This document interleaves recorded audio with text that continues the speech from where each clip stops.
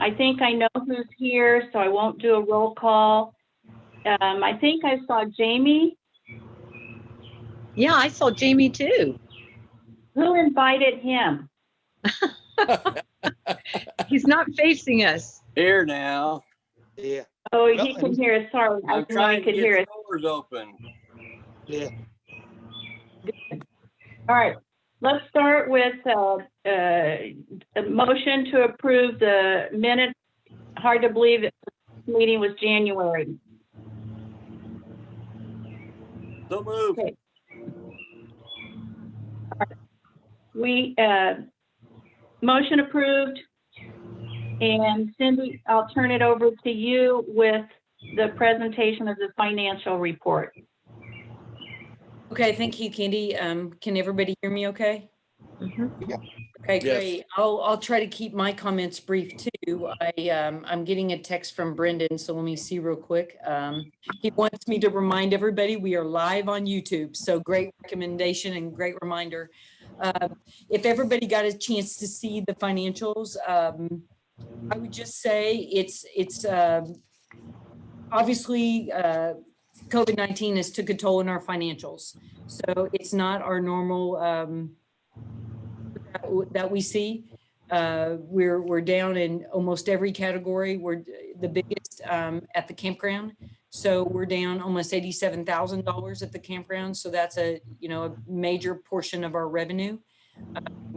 So in total, we're down about $187,000. So a lot, you can see the major categories are the campground and also youth baseball and youth soccer. We had just gotten started on that program and had to refund all of the money, which was $21,000. So those are big hits to us. You can see some other areas we're down, day camp, all kinds of good things. On a good note, I would say that to channel Jamie Roush, we had a great year last year. So that's a good thing. We were in a good position and we had a very healthy fund balance. So I think in attending the Board of Aldermen meeting recently, that's something Jamie talked about is your reserve and having a healthy fund balance. And we did for 2019. In fact, that allowed $100,000 to be transferred into our internal service fund because of that. So moving forward, we're already watching a lot of our expenses. To keep down all expenses because over 60% of expenses are salaries. The city of Branson was fortunate during this time that they didn't have to lay off any full-time staff. We did lay off part-time and seasonal staff. So, while our revenues are down, some of our expenses are not down to that level. But again, we'll be prioritizing expenses moving forward. And we hope that are yet to come with the campground. Jason's going to give that report next. But Candy, that's my report, and I'll open up to any questions. Any questions? We have one. Andrew? The refunds for soccer, does that include the money that we aren't paying to the school districts for using their facilities because we couldn't hold the programs? So good question, Andrew. We don't use the schools for soccer, so there isn't any outlay there. That amount is just exactly what people paid in. So if you registered your child for soccer and you paid the $35 or whatever the price is, all that money was refunded. So that's what that is.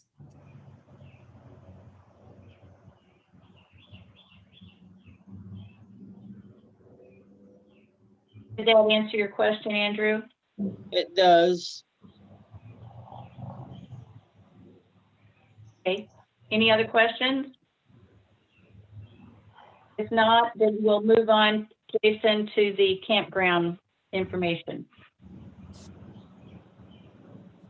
Yes, so obviously, as you guys can see from the report, the campground has had a difficult couple months. We were actually, January and February were both great winter months for us. We were tracking really well. early on in the year, and then obviously things changed pretty significantly for us after that. So as this process has gone on, we have been able to keep the campground open, though we have made some modifications as we went. So our office is not currently open to the public, but fortunately, one of the things we did recently was go to the online reservation system, which has made this, it made this much simpler for us because people are able to do their reservations online. They're able to pay online. And so that has been able to kind of work through this. So when people come to check in, they don't necessarily have to come in the office. We can do that stuff kind of online. So that's been really great in that end. Our shower house has also been closed. Obviously, most of the rigs that come to our park as an RV park are self-sufficient, fully enclosed. And so they have their own restroom and shower facilities. So that's been helpful as well for us to be able to keep that area closed. And camping in general lends itself to social distancing pretty well. People bring their own rigs, they're staying in their own rigs, they're spread out. And so it has played well for that end. Obviously, you can see by the report, we've seen an uptick week to week since kind of the beginning of April. Every week we've seen a few more people, and we're doing okay. We're still pretty far behind in terms of where we've been in the past, but we are anticipating a really good weekend this weekend, although weather doesn't look perfect. We still have a lot of rigs that are planning on coming in over the next few weeks. So, we're hopeful that as the season really kicks off and as Branson is kind of reopening, that we'll see a strong rebound at the campground. But as everybody here knows, we're very much relying on the campground to be successful, and so that's a big piece of this puzzle for us right now with our being a little bit behind financially. But we'll continue to track it and watch it close, and hopefully see a great summer and fall. Are there any questions for Jason? Jason, just a quick question from me. With Table Rock being at 924 something today, and the Memorial Weekend coming up, do you anticipate having to evacuate the ones that are close to Taneycomo? So, Candy, we actually moved and cleared the front row last weekend. Before last weekend, we had some arrivals coming in, so we made sure to kind of move them back in the park as far as we could. And so right now we're in pretty good shape there. We do have a pretty significant amount of arrivals coming in, and so we're monitoring that. We received an email from the Corps recently, and they're obviously kind of on top of anticipated rainfall Thursday through Tuesday. They send out that they would have a call with the National Weather Service on Thursday, and then would send out an update following that. And so that will kind of probably dictate some of the things that we do in the coming days as it pertains to arrivals and departures, and trying to keep people out. It's tough. We get in these rainy periods and we'll have rain for 5 days and the water will come up and then it'll go down. But you're always kind of right there on the cusp. You just feel like if you get just enough rain, it's going to come right back up. And so we're monitoring that very closely, and we'll make the decisions as we go. But we're hopeful. Actually, that the email from the Corps was pretty positive, so that was a good thing to hear from them at this point going into the weekend. So we're definitely on top of it, tracking it, and hopefully we'll make it through unscathed this weekend. Jason, I knew you would be on top of it. I was just curious what your thoughts were. Thank you. Cindy, are you doing the update on the pickleball court? I am. And just real quick, Candy, back to that email we got from the Corps. I emailed the fire chief. I was very surprised that they aren't planning any releases, because you've seen Table Rock too. We've all seen the levels, and they in the email it says they're not planning on it right now, and they say this is the reason we have a surcharge pool. So let's hope we can make it through the weekend without any releases. That would obviously impact Taneycomo and the campground. So moving to the pickleball court, I don't know if you guys have seen, that's gotten a lot of good press during this time. It's been a really positive thing. So if you remember, we made the decision to, we're fundraising with the Branson Pickleball Club, and they raised over $10,000, and that allowed us to About 6,000 of it was spent on the fencing. If you guys have been down there by the community center, and so the other portion was spent on paint and the nets and all kinds of different things. But we now have 3 dedicated pickleball courts.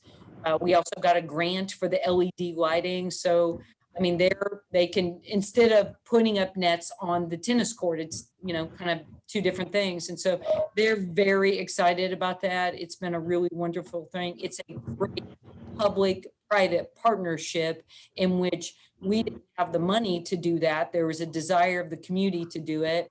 They worked on the fundraising. We supplied the labor, and it's just really been a great relationship. We're excited. We hope to do a Facebook Live ribbon cutting because I can't say enough of how it's great working with this group. Autumn Price has been one of the big leaders of that. And there's other people, Chuck and folks, but it's been a real great project. I hope that you all will go down and play pickleball or go check it out. Thank you, Cindy. I'm glad that program has taken off, and kudos to the group of pickleball players that started it and put the pickleball and ran with it. So, okay, update on the status of programs. Yeah, so this is really the big one. Obviously, in the last couple of months, a lot, it's underestimating everything that has changed. And so we were able to reopen on May 5th when the city council made the decision to kind of go that direction with the governor's decision. And so at that time, we really started evaluating what programs can we offer that can be modified and mitigated. And so we have been in consultation this whole time with, of course, with our city administrator, as well as people around the state. There have been go-to meetings of departments around the state to get consultation of what other people are doing. So that's been a great source of information for us. So we have, last night was our first youth baseball practice. So we have rolled out a modified baseball program. I don't know if you guys got to click on that link and see Jason's video that he shot. I encourage you all to look at that or go on our website and see the modified baseball rules. We're definitely, it looks different. Certainly it still feels like baseball, but it's very different. And we're not using dugouts. We're using bleachers for kids to sit in. We're limiting spectators, all kinds of different things. And so it's hard to get a feel for how many people will participate in that. Right now, we're about probably 40% our normal level, but there is a lot of excitement. I talked to several moms last night when they were leaving the ballpark, and they were, nobody minded any of the changes or the rules or modifications. They were just, the kids were happy to be out there. So that's kind of exciting thing. So we pushed our season back and we're figuring that out. So that was kind of the first thing that we've done. And then we have actually, we've had to make a lot of decisions during this time that we would have normally sought more input from our park board, but these decisions had to be made quickly because the season's on us right now. So many decisions were made, like I said, in consultation with our city administration, but we've made a decision to cancel our day camp. So the new CDC guidelines really don't allow for really a great experience with a day camp, how we have it. We're not a professional child care provider. We're a summer day camp. And so I think there are going to be, the YMCA and the Boys and Girls Club, which are more, child care providers year round, will be offering that. But we've canceled ours because it's just, we don't feel like we can really put out a good product out there. So that was a difficult decision, and but we will be doing a series of what we're calling them one-day fun days. They're kind of like half days in which we're really focused on programming and how we can do that with social distancing guidelines to the best of our ability, and really focusing on small groups. I saw a report last night on the news from the national director of the YMCA's, who do a lot of summer camps, and was reading through their 82-page document. And I mean, small groups is really kind of where it's at. So that was a difficult decision for us. We've also, Julie asked about the pool. So those have been hard things to work through. There was certainly a desire to see our pool open in some fashion this year, because I think that can be a very positive thing. Our city administration considers it a very positive thing as well. So I've been talking to several people. I spoke with Mr. Simmons the other day, but really open our pool in blocks. So we're going to not allow more than 150 people on the pool deck at one time.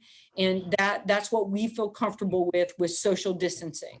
So we've gone out there and we've measured and we've spaced out chairs, and and you can come in a block of time. So you could choose from 11 to 2 is a block of time.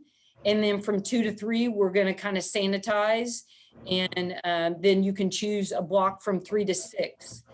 So we're limiting the number of people that can come, and we're limiting the time you can be here to try to feel like to keep in guidelines with social distancing and be safe. One of the good things about the pool is chlorine.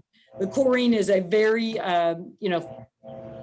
current to viruses and things of that nature, as far as when you're in the pool itself. So if we can just keep people kind of spread out, and we're doing that by limiting the hours and the amount of people on the deck. And at the same time, we'll have to discount the cost of the pool, because you can't realize the full time. So that's kind of a big thing. Maybe I'll take a pause there, because that's a lot of information to share. And then Candy, if it's okay, maybe ask questions. And then I have a few more items concerning program updates. Cindy, looks like Andrew has a question. I have a couple. I don't know if it's just me, but I'm hearing really bad audio from somebody. Staticky. And then on the pool of the limiting to 150, is that going to be feasible, Cindy? As when I've been in there in the summer a few times, there's always been like 200 to 300 people at the pool. How do you decide who gets to come and who doesn't? Are we going to have a reservation system, or first come, first serve?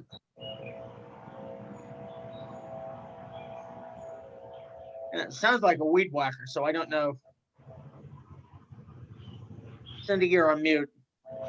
Yeah, I can speak to that, Andrew. I can kind of give you an update to that. Yeah, so you're right. There are times when we've had significantly more than 150 people, and that's the point of why we're limiting the occupancy, because honestly, like we don't feel comfortable with 300 to 400 people in the pool area at one time. I don't feel like that allows us, based on the space that we have, to meet adequate social distancing. So we've set that number up as a way that people can, or that we can kind of control what that looks like, and make sure that we are providing the environment that we want to provide.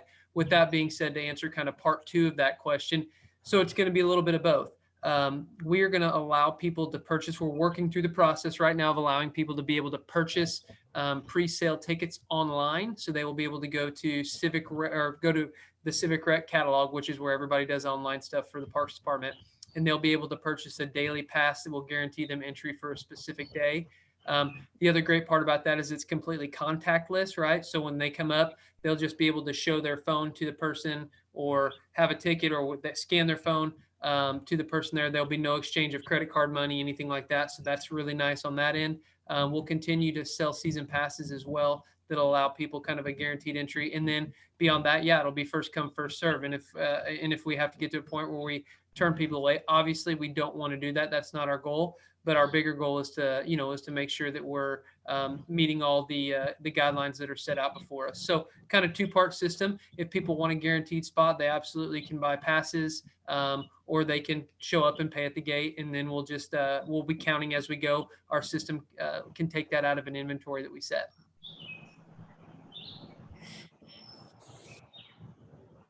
Cindy, I can't see everybody at once, so rather than raise your hand, if you have another comment, just go ahead.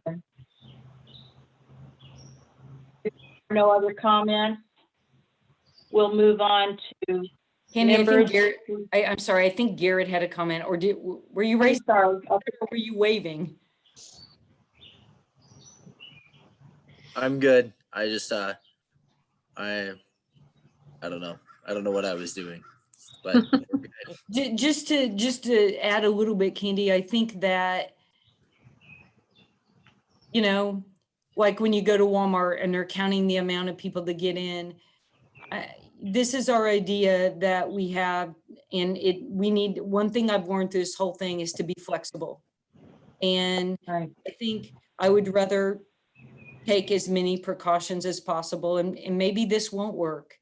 And, but I do think it's a good starting point. And if we have to change midstream or in the month of June or July, we certainly have designed something that can be flexible where we can, you know, if they roll back social distancing, we can do that, or we can keep going with this. But I do think if people know it's full, then hopefully, Andrew, to go back to that, they'll come to the next session. And I think that's why we want to give an opportunity for people. But I can't say as I know exactly how all of these things will be received. I think a lot of businesses are making hard decisions right now to try to balance being safe and also the economic, you know, the ability to be, you know, financially viable. And so just to tag on that, and then just a couple other things real quick, Candy, we are going to roll out some sports camps, and we are going to roll out our swim team. The Tri-State Conference has canceled the season because they feel like that would create too large groups at swim meets. So we're going to do a modified kind of fitness season with our coach, Logan Taylor, in our pool. And so a couple other things, pickleball clinics lend themselves better to social distancing, so to tennis. So I think we've got some plans underway, and the key is to be flexible. So that's kind of what we're planning this summer. Are there any other comments? Cindy and Jason, I'll move on to members' reports. And if you don't mind, I'd like to take the first one. And I would just like to say how much I know people in the community have noticed how you and Jason and your staff immediately put into place online programs, hunts.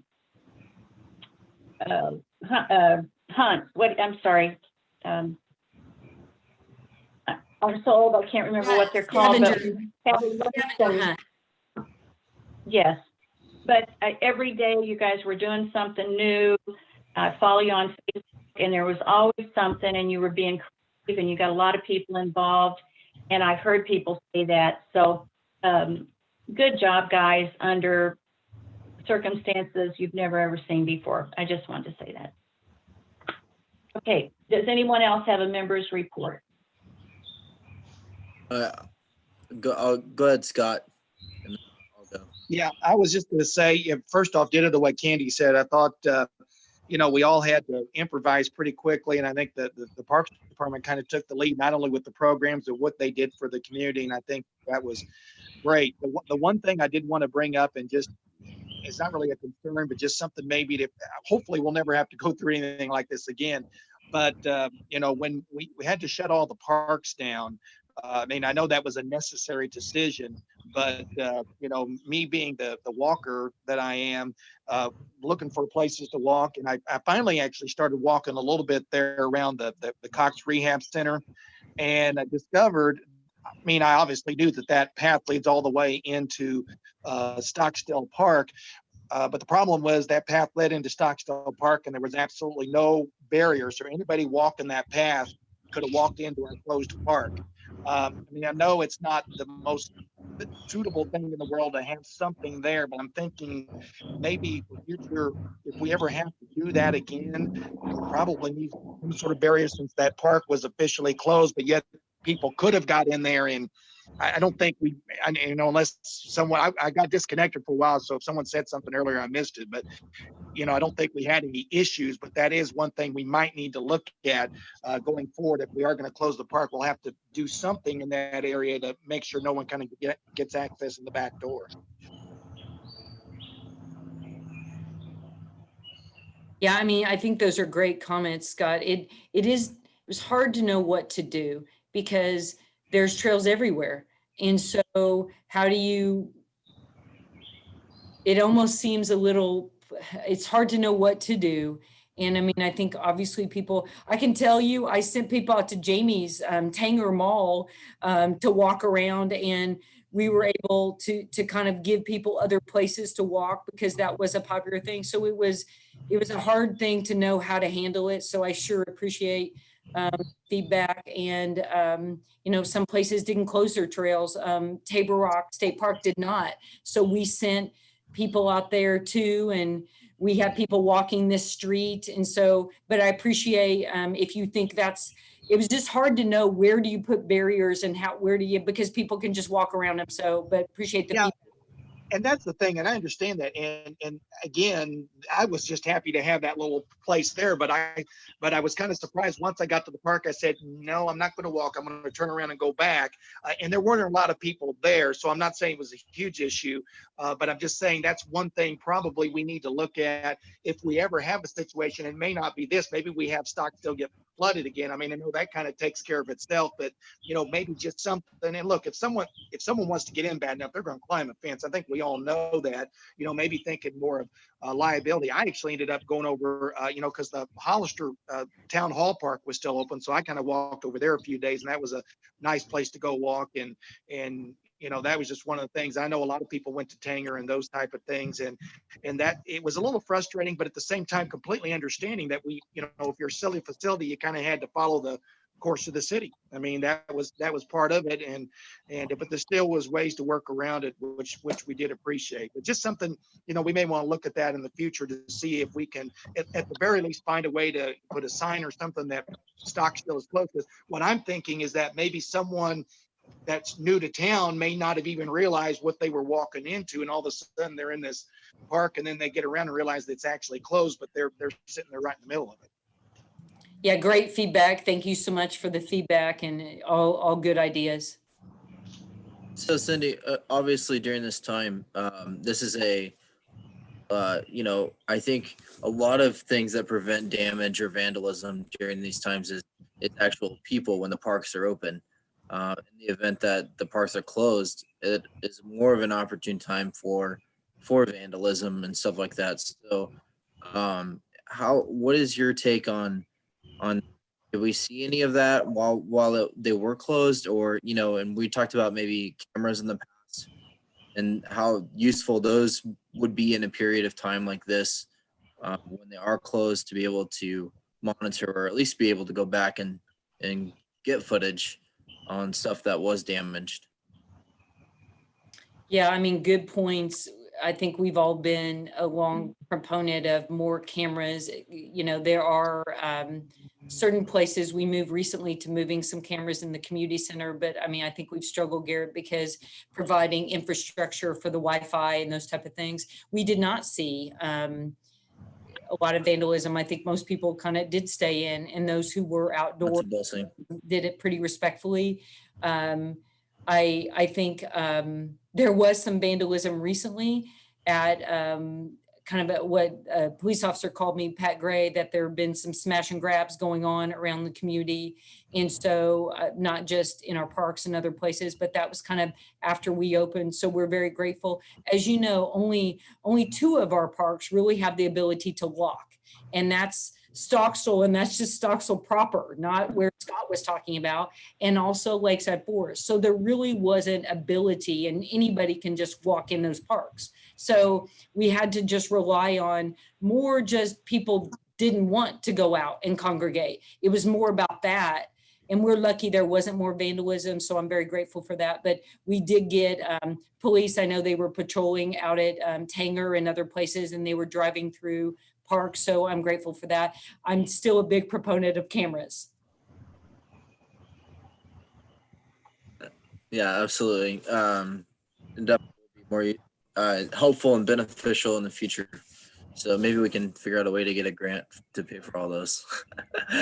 Yeah, it looks like the public safety tax, potentially they got the grant to put the or some type of affiliate with the state to put all the cameras. They just got all the stop signs or stop lights enabled with 4G Verizon or data, and then they got cameras on all the stoplights now. So maybe we're that much closer to being able to be attached to that system or another system similar to us.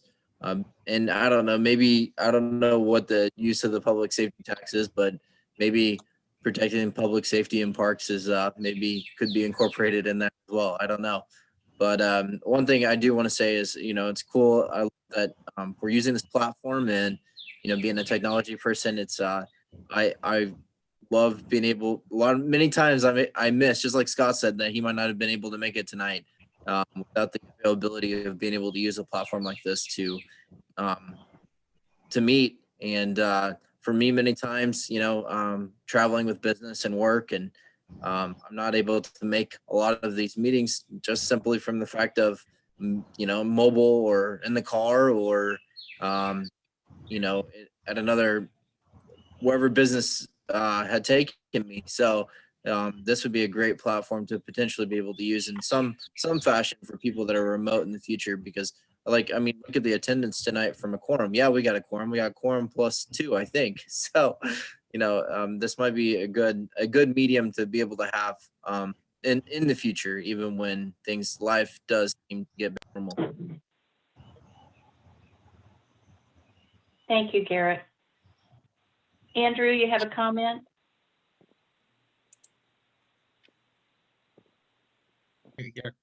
Okay. 4 things in no particular order, probably maybe already been discussed. One of the parks I noticed we had trouble closing was North Beach, down on the landing.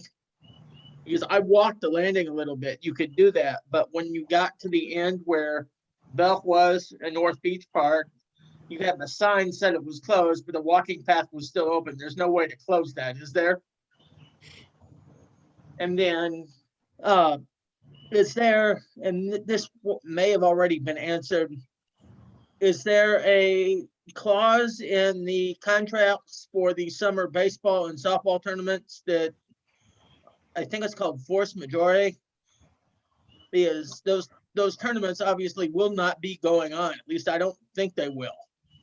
So how much money are we going to lose from that? How much money are we going to keep?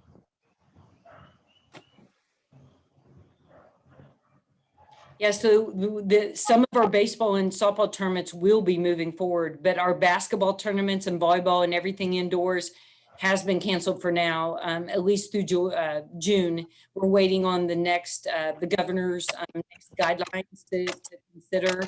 I think there are ways to mitigate and kind of space out outdoors. There's a lot more things being accepted outdoors, indoors. So yeah, I think there will be a loss of revenue with that, just like there's a loss of revenue for our spring soccer that canceled. So we're going to have to look at what does that look like moving forward. But yeah, I think we will be able to hold a few tournaments, but majority we may not be able to host.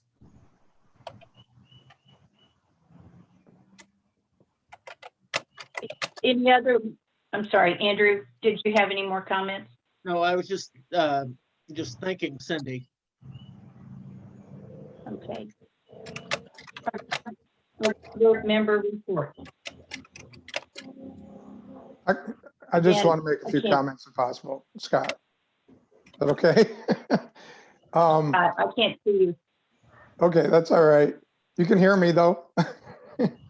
I'll get to you. Yeah, Oh. you go ahead. Okay.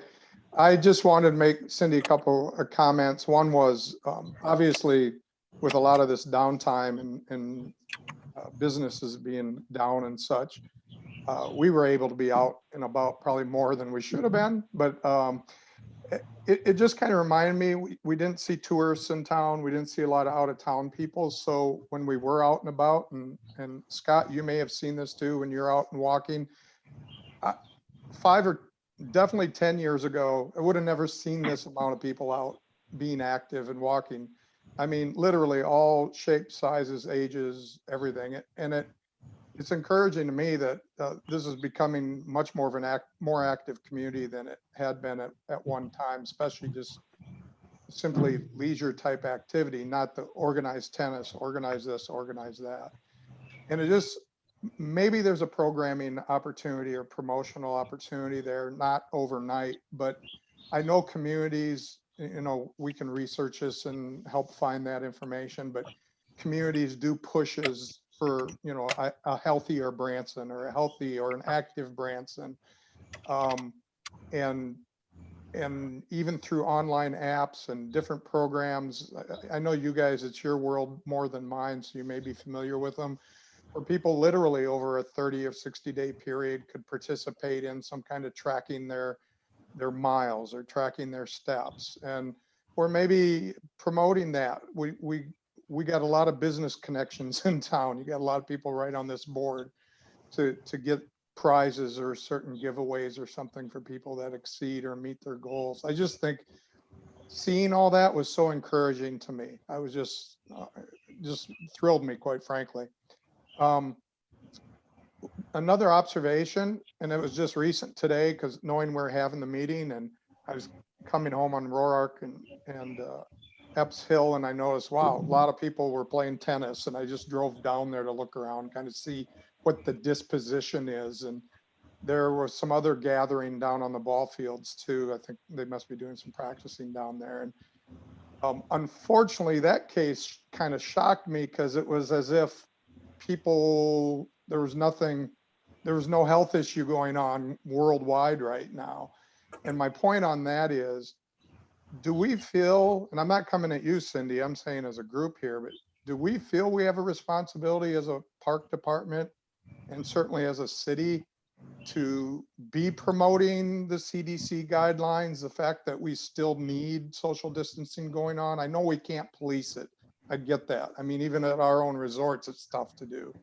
But we certainly can put things out that are encouraging it, and that we are being positively encouraging that and putting that word out in, you know, on facilities, on amenities or venues or whatever it might be. Is that something to be discussing and thinking about, or maybe I'm out in left field? Sorry. I can jump in, Scott. I can't speak for the entire city of Branson. I mean, they're following, you know, the guidelines as far as pushing that out to the businesses.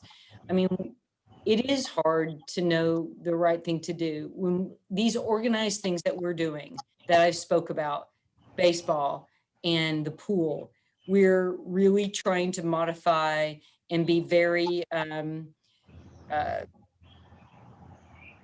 aware, you know, with signage and letting people know. We've even added to our rental clauses. We've set our rooms up for social distancing. We've added that. We're talking to people who use pavilions. So we're trying to be, make people aware that that's kind of an expectation. I think in essence, we feel like we can only really control that with the programs that we're operating.